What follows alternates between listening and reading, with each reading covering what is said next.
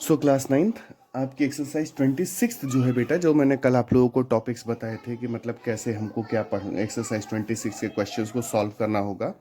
तो उसी एक्सरसाइज 26 के क्वेश्चन आप देखो।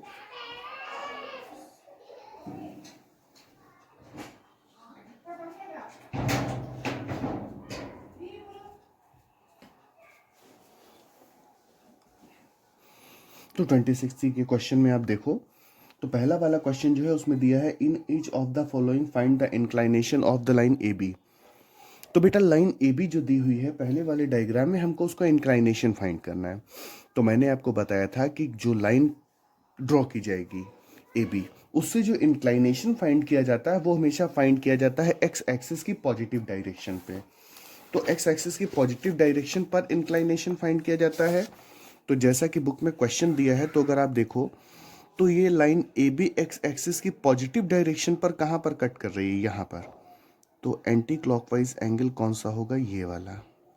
ठीक है ना बेटा, हमको ये वाला एंगल जो है वो हमको क्या करना होगा, फाइंड करना होगा। तो अब आप इस वाले एंगल को कैसे फाइंड करेंगे, ये चीज़ है। तो समझिए, देखिए इसमें आप ऐसे समझिए इसको कि आप इंक्लाइनेशन जो फाइंड करेंगे वो कैसे फाइंड करेंगे। इंक्लाइनेशन फाइंड करने का तरीका बेटा आपका ये रहेगा कि इसमें जैसे दिया हुआ है कि आपको इंक्लाइनेशन फाइंड करना है, तो इसमें जो ए है, बी लाइन है, इंक्लाइनेशन आपको फाइंड करना है। तो हमने बताया कि इंक्लाइनेशन जो है हमेशा एक्स एक्सिस की पॉजिटिव डायरेक्शन में फाइंड किया जाएगा। तो हमको ये इंक्लाइनेशन फाइंड करना है। तो जैसे मैंने एंगल की वैल्यू लिख रखी है, आप इसको हटा दीजिए। अब आप समझिए एंगल कैसे फाइंड होगा। बेटा यहाँ पर ट्राइंगल में ये वाला एंगल जो है, ये वाला एंगल 90 डिग्रीज का दिया हुआ है। ठीक है ना, ये वाला एंगल 90 डिग्रीज का दिया हुआ है। ये वाला एंगल और ये वाला एंगल दोनों क्या होंगे, वर्टिकली अपोजिट एंगल होंगे। ठीक है ना, ये दोनों जो होंगे ये दोनों क्या होंगे, वर्टिकली अपोजिट होंगे। तो क्योंकि ये एक राइट एंगल ट्राइंगल है, ठीक है ना, तो ये वाला एंगल जो है 90 डिग्री का हो जाएगा, ये वाला एंगल 90 डिग्री का हो जाएगा। तो ये वाला और ये वाला दोनों एंगल आपस में एक दूसरे के इक्वल हो जाएंगे, क्योंकि ये और ये साइड दोनों जो हैं, ये दोनों साइड एक दूसरे के इक्वल हैं। तो अगर दोनों साइड एक दूसरे के इक्वल है, मतलब ये दोनों एंगल भी क्या होंगे, एक दूसरे के इक्वल होंगे। तो अगर ये दोनों एंगल एक दूसरे के इक्वल होंगे, तो सपोज कर लीजिए कि ये वाला एंगल क्या है, एक्स, और ये वाला एंगल क्या है, एक्स, और ये वाला एंगल क्या है, 90 डिग्री। तो अगर आप सॉल्व कर लीजिए तो x plus 90 is equal to कितना होता है, 180। तो बेटा x plus x 2x is equal to 180 minus 90 is equal to 90 degrees. तो बेटा यहाँ से 2x इज इक्वल टू हो गया 90 और x इज इक्वल टू हो गया 90/2, दैट मीन्स 45। तो बेटा ये वाला एंगल जो x है ये हो गया 45। अगर ये 45 है तो दैट मीन्स ये एंगल भी क्या होगा, 45। तो दैट मीन्स आपका एंगल ऑफ इंक्लाइनेशन यहाँ पर कितना आ गया, 45 आ गया। ठीक है, तो ये तरीका हो गया एंगल ऑफ इंक्लाइनेशन फाइंड करने का। वैसे ही आप अगर सेकंड वाले पार्ट में देखो, तो सेकंड वाले पार्ट में ये लाइन ए बी ड्रॉ है, इस पर एंगल ऑफ इंक्लाइनेशन फाइंड करना है। तो एक्स एक्सिस की पॉजिटिव डायरेक्शन से जो एंगल ऑफ इंक्लाइनेशन होगा वो ये होगा। तो हमको ये एंगल ऑफ इंक्लाइनेशन, ये एंगल हमको फाइंड करना है। अब ये एंगल हम कैसे फाइंड करेंगे, समझिए बेटा। सेम चीज़ यहाँ पर भी है कि ये और ये साइड एक दूसरे के इक्वल दी गई हैं और ये 90 डिग्री का एंगल है।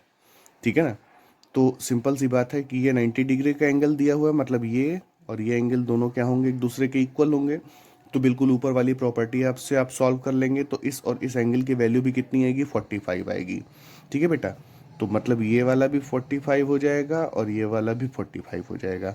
तो अगर ये और ये 45 हो जाएगा, तो ये एंगल आप जान रहे हैं स्ट्रेट लाइन पे बन रहा है, दैट मीन्स ये 180 का होगा टोटल। तो टोटल 180 में से ये 45 घटा दीजिए तो ये एंगल मिल जाएगा, दैट मीन्स ये एंगल होगा 135।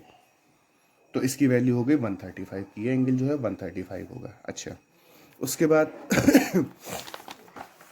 ऐसे ही थर्ड वाले पार्ट पे आ जाइए कि थर्ड वाला पार्ट जो है, थर्ड वाले पार्ट में भी आपसे पूछा गया है कि एंगल ऑफ इंक्लाइनेशन कितना होगा। तो इसमें मैंने यहाँ पर लिखा है कि ये एंगल ऑफ इंक्लाइनेशन जो यहाँ पर है एक्स एक्सिस की पॉजिटिव डायरेक्शन में 30 डिग्री का होगा। कैसे 30 डिग्री का होगा, नीचे सॉल्यूशन देखिए, ये 90 डिग्रीज का है, ये x है, ये 2x है, ये और ये वर्टिकली अपोजिट है, तो ये दोनों आपस में एक दूसरे के इक्वल होंगे। ठीक है ना, तो अभी हम समझिए यहाँ से कैसे एंगल को फाइंड करेंगे।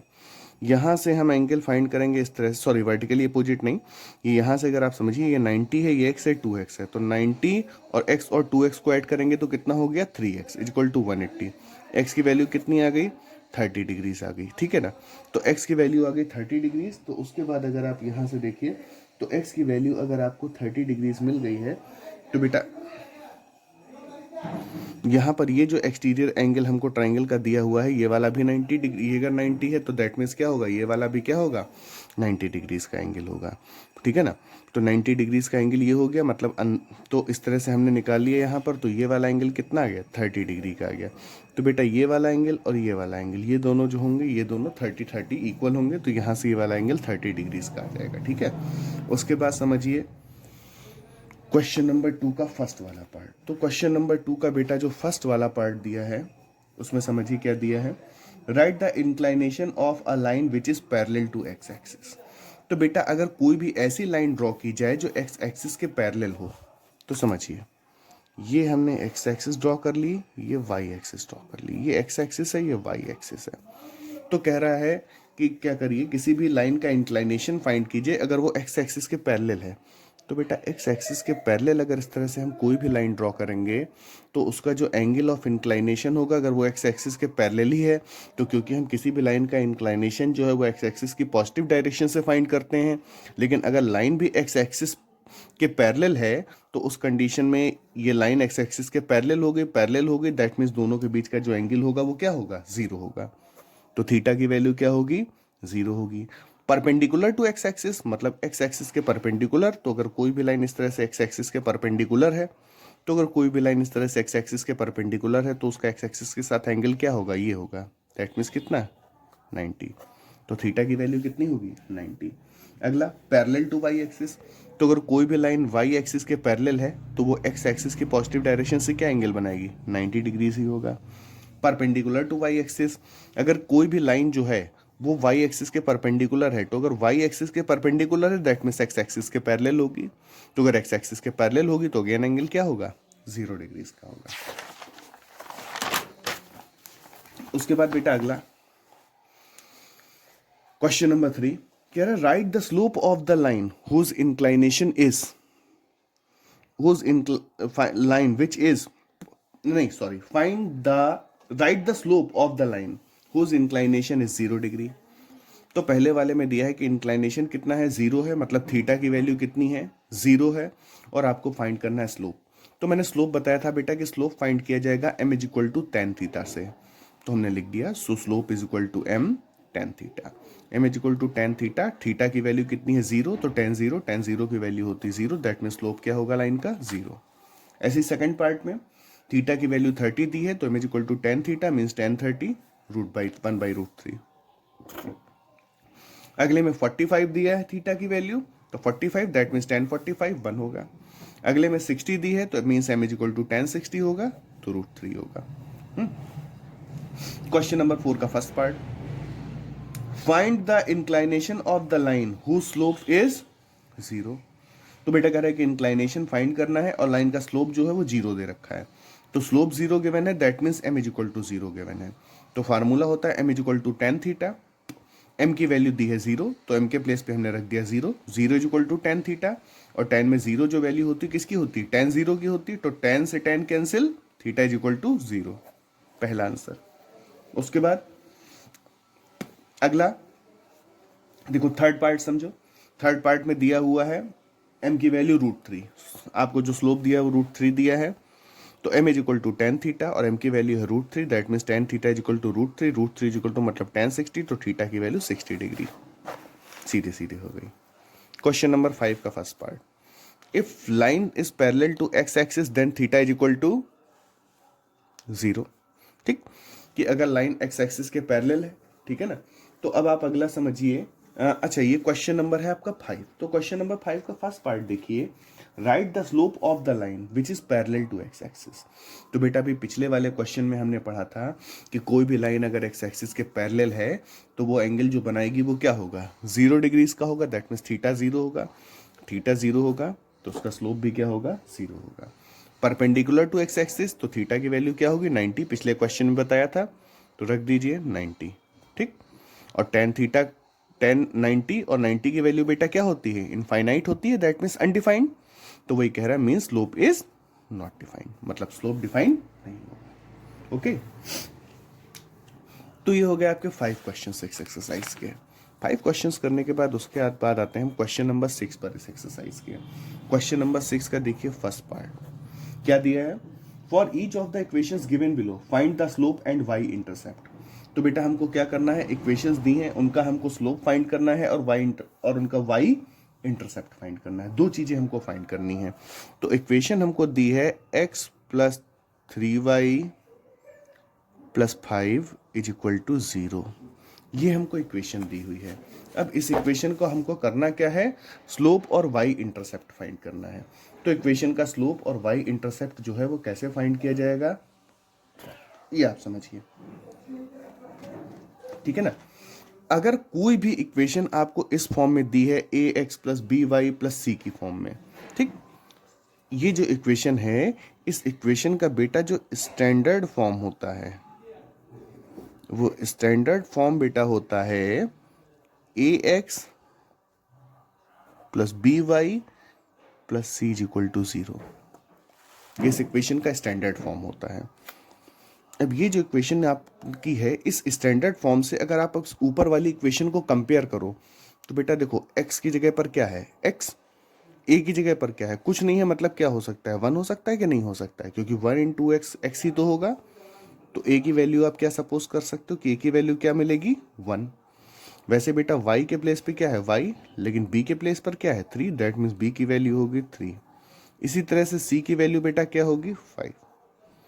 तो इन दोनों इक्वेशंस को कंपेयर करके, मतलब ये जो आपको इक्वेशन दी हुई थी, इसको अगर हमने स्टैंडर्ड फॉर्म से कंपेयर किया तो एबीसी की वैल्यूज हमको मिल गई कि एबीसी की वैल्यूज क्या हैं।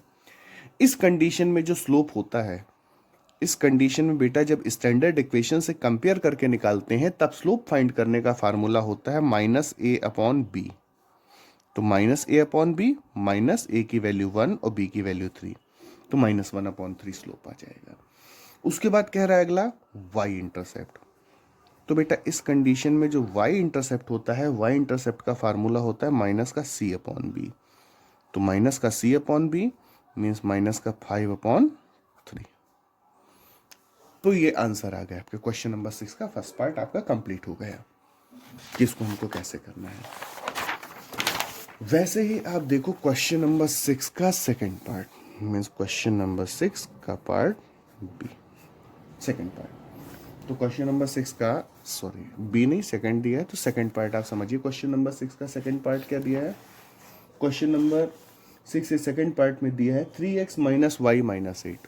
तो देखो इक्वेशन दी हुई है 3x minus y minus 8 is equal to 0। ये इक्वेशन आपको दी गई है। अब इस इक्वेशन को सॉल्व करना है। तो अगर इस इक्वेशन को भी इक्वेशन की standard form ax plus B Y plus C is equal to 0 से कंपेयर करो तो बेटा x के प्लेस पर x है, a के प्लेस पर क्या हो गया 3।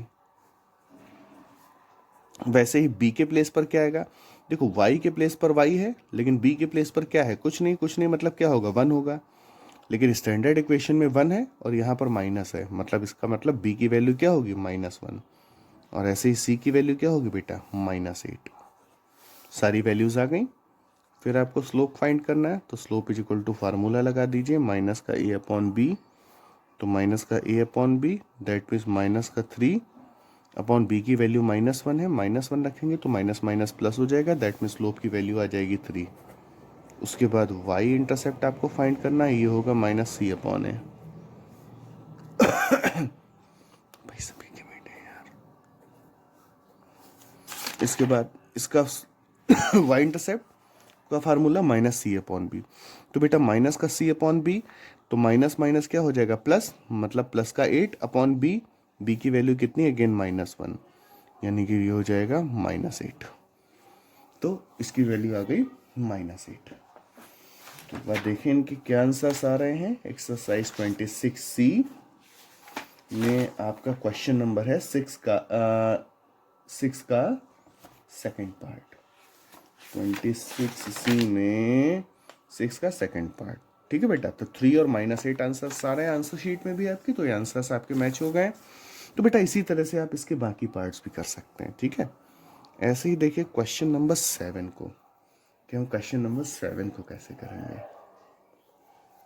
तो क्वेश्चन नंबर 7 को बेटा करने का तरीका ये है कि क्वेश्चन नंबर 7 में दिया है find the equation of the line whose slope is 2 and y intercept is 3।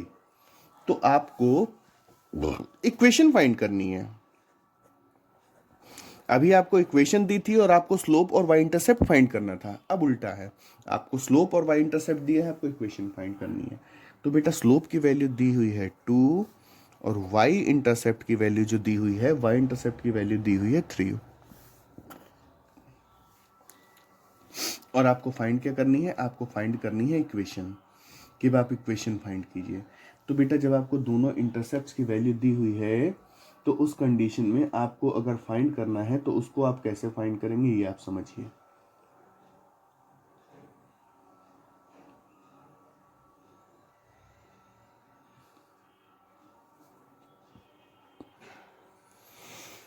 तो बेटा एक चीज को समझिए कि जब आपको कोई भी इक्वेशन, मतलब किसी भी इक्वेशन का स्लोप दिया हुआ हो और वाई इंटरसेप्ट दिया हुआ हो और आपको इक्वेशन फाइंड करनी हो बेटा लाइन की, तो उस कंडीशन में इक्वेशन ऑफ लाइन जो होती है, इक्वेशन ऑफ लाइन ऑलवेज होती है y equals to M X plus C. ठीक है, तो उस कंडीशन में हमेशा जो इक्वेशन होती है, इक्वेशन होती है y is equal to M X plus C. तो y is equal to M X plus C होगी इक्वेशन। तो बेटा यहाँ पर अब आप करो क्या, y is equal to M X plus C में y is equal to M, M मतलब स्लोप, एम मतलब क्या, स्लोप। ठीक है, तो बेटा m की वैल्यू आपको कितनी दी है 2, तो 2 इंटू एक्स और प्लस सी, सी मतलब क्या, सी यहाँ पर हम रिप्रेजेंट करते हैं इंटरसेप्ट, y इंटरसेप्ट जो होता है उसको रिप्रेजेंट किया जाता है c से। तो 2x प्लस 3, मतलब इसको आप लिख सकते हैं 2x minus y plus 3 is equal to 0। ये आपकी इक्वेशन आ जाएगी क्वेश्चन नंबर 7 का फर्स्ट पार्ट।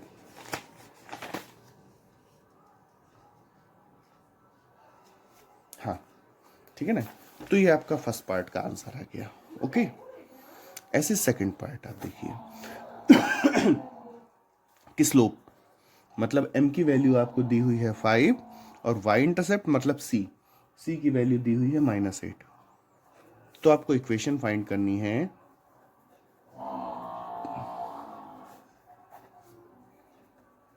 तो बेटा इक्वेशन ऑफ लाइन जो होती है वो होती है y is equal to M X plus C.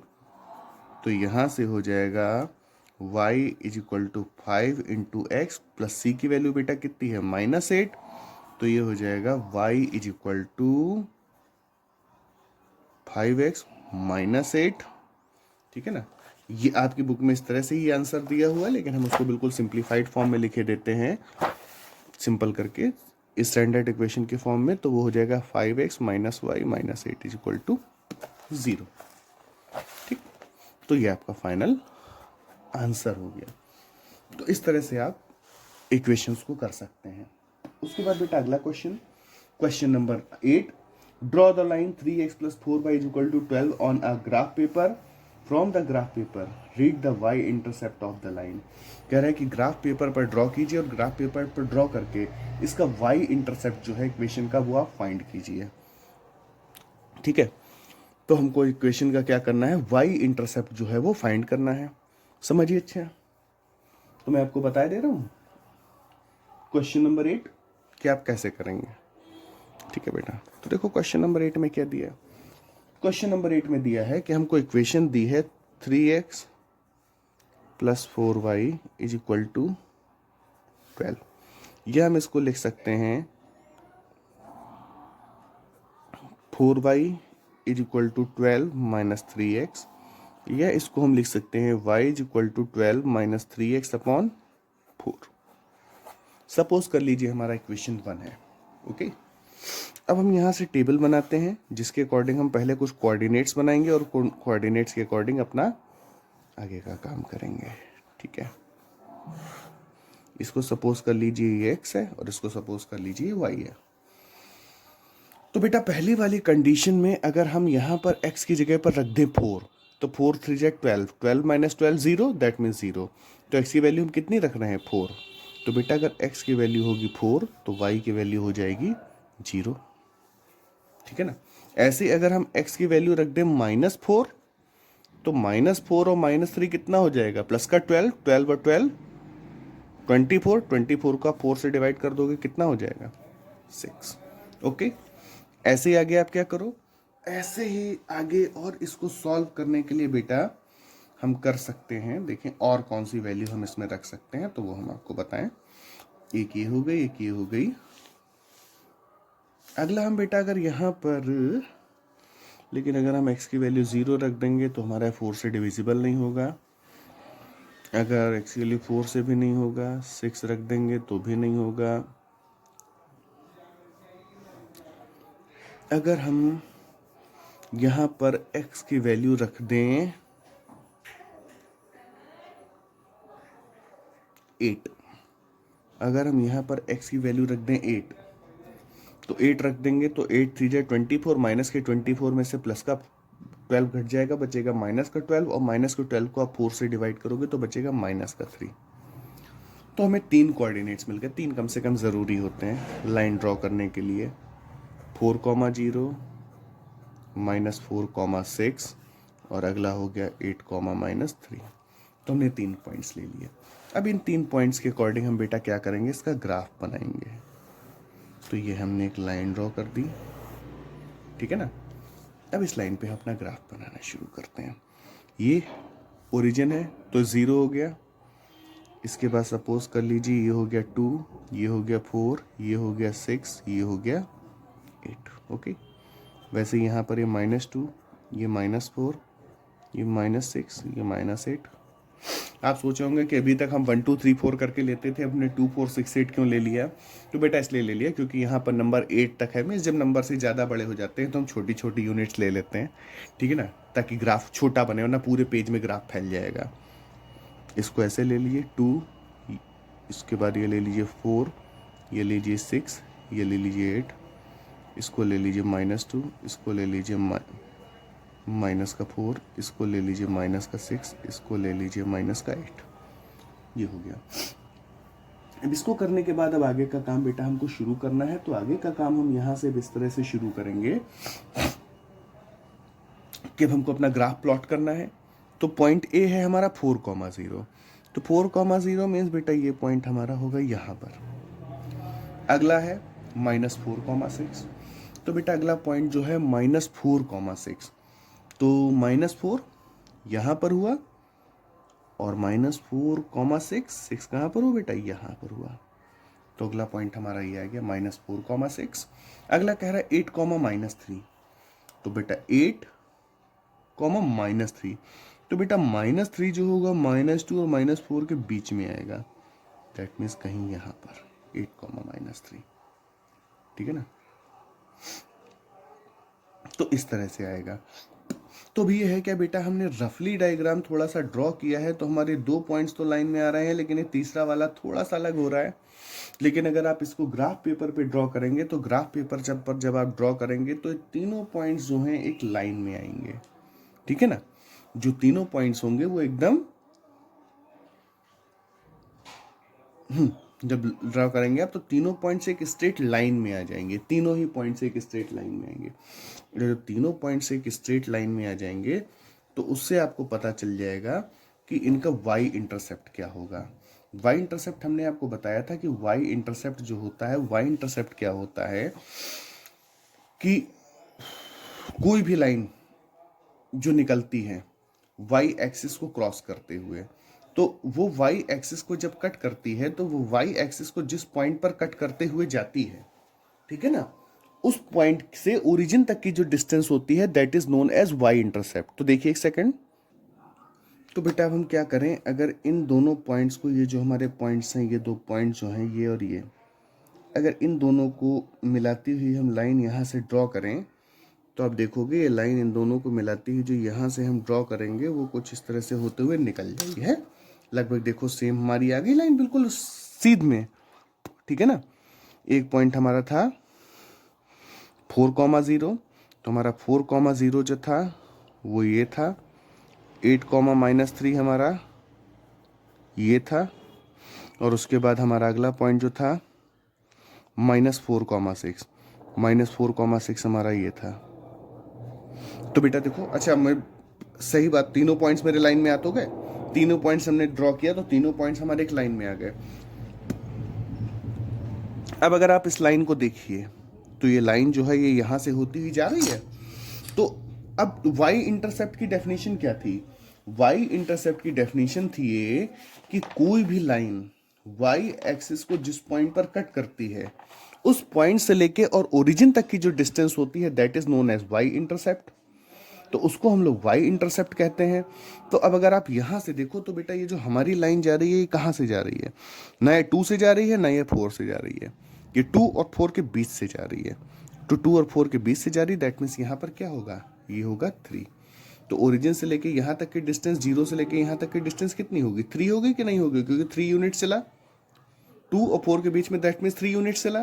तो हमारा जो y इंटरसेप्ट है बेटा, y इंटरसेप्ट हमारा कितना हो जाएगा? y intercept is equal to 3, या कहिए c is equal to 3। y intercept को c से रिप्रेजेंट करते हैं। तो हमारा y इंटरसेप्ट जो यहाँ पर आ गया वो आ गया 3। काम हो गया, ठीक है। इसी तरीके से आप क्या कर सकते हो, इसी तरीके से आपके एक्सरसाइज में जो अगला क्वेश्चन दिया हुआ है, क्वेश्चन नंबर 9, वो भी ऐसे दिया हुआ y intercept of the line. अगले में भी क्वेश्चन नंबर 10 में y intercept of line find करना है। तो आप सिंपली फाइंड कर सकते हो, ठीक है। तो आपकी 26 जो है वो इस तरह से कंप्लीट हो गई, ओके, और आपकी ज्योमेट्री खत्म हो गई।